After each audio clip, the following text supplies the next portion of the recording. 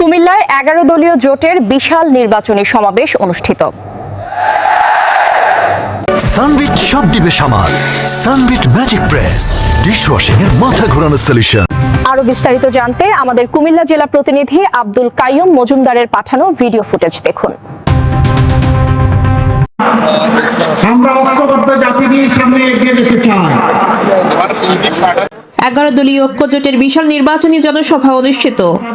কুমিল্লা মহানগরী বাংলাদেশ জামায়াতে ইসলামী আয়োজিত Comilla town hall মাঠে নির্বাচনী জনসভা অনুষ্ঠিত হয়। জনসভার প্রধান অতিথি আগামীর বাংলাদেশের স্বপ্নদ্রষ্টা বাংলাদেশ জামায়াতে ইসলামীর আমির ডক্টর শফিকুর রহমান এবং সভাপতি ছিলেন কুমিল্লা 6 সংসদীয় প্রার্থী কাজীদ্দিন মোহাম্মদ।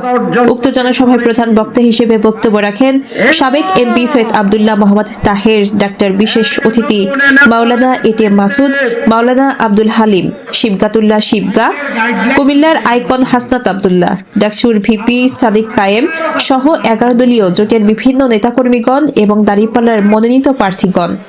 উক্ত জনসভায় বক্তব্যকালে কুমিল্লাকে একটি আধুনিক কুমিল্লায় রূপান্তর করার দাবিতে কুমিল্লা নামে কুমিল্লা বিভাগ, বিমানবন্দর, ঢাকা চট্টগ্রাম মহাসড়ক 8 লাইনে রূপান্তর, ইপিজেডকে আন্তর্জাতিকভাবে সংস্কার, গোমতী বেড়িবাঁধকে সংস্কার, চিকিৎসা এবং শিক্ষা ব্যবস্থাকে গ্যাস সংকট থেকে মুক্তির দাবি জানান।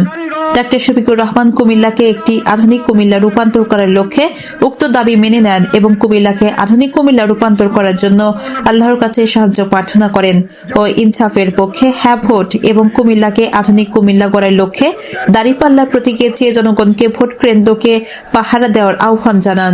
ডাক্তার শফিকুর রহমান তিনি বলেন, দাঁড়িপাল্লা বিজয়ী হলে কুমিল্লাকে একটি আধুনিক কুমিল্লায় রূপান্তর করবেন। তিনি আরও বলেন, কুমিল্লায় কোনো চাঁদাবাজ দুর্নীতিবাজ থাকবে না, সকলকে প্রশিক্ষণের মাধ্যমে কর্মসংস্থানের ব্যবস্থা করবেন। উক্ত জনসভায় টাউন হল ময়দান ছিল লাখো মানুষের ঢল। জনতা স্লোগান ও আল্লাহু আকবার ধ্বনিতে বুঝিয়েছেন আগামীর বাংলাদেশ, ইনসাফের বাংলাদেশ।